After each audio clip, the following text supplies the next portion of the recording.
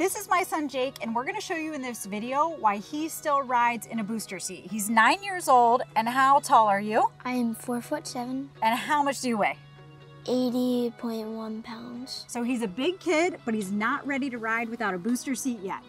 Let's go.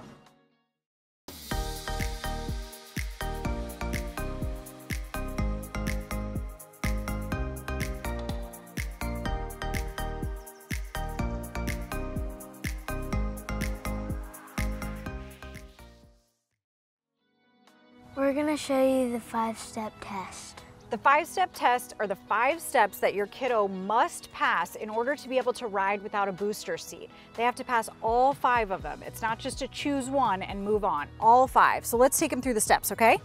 So the first thing is that your kiddo's bum has to be all the way back against the back of the seat with their back flush against the back. Can you wiggle back a little bit more so you're sitting totally upright?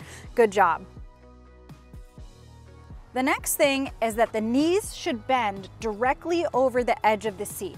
And while he's close, he's not quite there. And here's how I know that. Jake, hop out of the seat for a second. Okay, now sit back in it. Just sit comfortably, how you would sit. You notice how he sat when he sat back down? He slouched himself down a little bit so his knees could bend comfortably over the side of the seat. So that's one of the indicators that he may not be quite ready yet. All right, wiggle your bum all the way back again. Sit upright. Okay, so you can see that we're back to knees not completely bending over the edge of the seat as they would have to as part of a 5-step test. And as a result, his feet aren't firmly planted on the floor. That's not going to be comfortable for him. One of the other key components of the 5-step test is that you can maintain the proper seating position for the entire ride. And based on this, slouch back down how you were, kiddo. We know that he's gonna move his body to get in a better position that feels more comfortable for him versus having a booster that can position him comfortably and safely. The other 2 steps of the 5-step test have to do with the seatbelt. So let us show you that. We've talked about 3 of the 5 steps of the 5-step test so far. Now we're gonna really look at belt fit, which is the final 2 steps of the 5-step test. So Jake, go ahead and grab the vehicle seatbelt and buckle yourself in.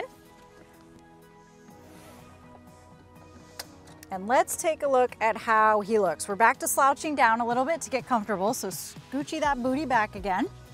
All right, there we go. So you can see here that we do not have a great belt fit. The idea is that the vehicle shoulder belt is gonna go directly between the center of his sternum, diagonally across here, and it's riding up pretty high near his neck. So I don't love the shoulder belt fit here at all. I would much rather see it here. That's just not possible based on the belt geometry in this car. So it tells me he's not ready to ride without a booster yet, just from this factor alone. The other thing is where the lap belt lies. This lap belt is sitting a little bit high on his stomach, and we want to see it instead coming across the top of his thighs. That applies for you and me too. Proper belt fit down diagonally through the center of the chest with the lap belt laying on the top of the thighs. As I said previously, that 5th step is that they can stay in this proper position the entire time. Can you do that? Yeah. Yeah, I don't know. You keep slouching down. Is it uncomfortable when your knees don't bend over the edge? Yeah. Yeah, and you slouch down a little bit, right? Okay, so let's show everybody how different you fit and how much more comfortable you are when we put a booster under his bottom. Now we've got Jake sitting in the seat with the booster seat. Jake, does this feel different? Yeah. What do you like about it? That my legs can bend over and it's safe too. Yeah, it's safe too. And as soon as you got in it, you're like, oh, that's more comfortable, right? So a lot of times we worry about the image, if you will, of big kids and booster seats, but I want to encourage you, you've worked so hard to keep your kids safe from the time they were a newborn. Do not compromise their safety as they get older by moving them out of this booster seat before they're ready. You can get super low profile booster seats that they can just pop in and out of a car if they're switching vehicles. And like you heard Jake say, he's more comfortable in this seat as well, in addition to it being safer for him.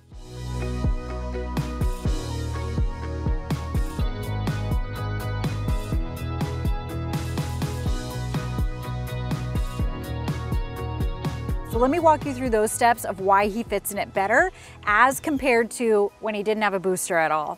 So you can see that his back is now sitting flush against the back of the vehicle seat. It pretty much was without it, but this booster is going to help him maintain that position because now he's not trying to edge his knees over the side of the seat. They're going to bend easily over the booster seat for him, so he's not slouching down at all. So we've got a good position here. Knees and feet are totally fine. Let's look at the shoulder and lap belt fit. Hopefully you can easily see the difference without me even having to explain it to you of the difference in the shoulder belt and lap belt fit on the vehicle seat belt. The shoulder belt is running diagonally through his chest. It's no longer sitting on his neck, nice and even between the neck and the shoulder, perfectly positioned. In addition, the lap belt is no longer sitting up on his stomach and is going right over the top of his thighs. Bottom line, your big kid still needs to ride in a booster. In fact, on average, the majority of kids need to ride in a booster seat until they're between the ages of 10 and 12 years old. What do you think about that? Yeah. Because he knows it's safest, and it feels so much more comfortable for him to ride this way as well. We do have a car seat safety progression ebook that has all of these steps that we talked about here, about how to know when to move from a booster to no booster, as well as how to move in between every stage of the car seat safety journey. We hope you found this video helpful, and we hope that they Like, subscribe, and turn on post notifications. You got it. Thanks for all your help, buddy. Mama loves you. Yeah. Mommy, you should tell them where you should get it, though. Where you should get what? The ebook. Can you tell them? You should get the ebook at www.savingtheseat.com. Nailed it. High five, dude.